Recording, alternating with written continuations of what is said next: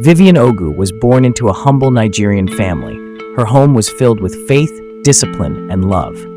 She grew up in a Christian home where she learned to pray, respect others, and help people in need. Even as a young girl, Vivian was simple, obedient, and gentle. She had a quiet strength inside her. She cared deeply about others and always tried to do what was right and good. Vivian knew the difference between right and wrong. She loved purity, fairness, and justice. Vivian's learning was joined with her faith. She prayed, behaved well, and cared for others. Even when things were difficult, Vivian stayed honest and brave.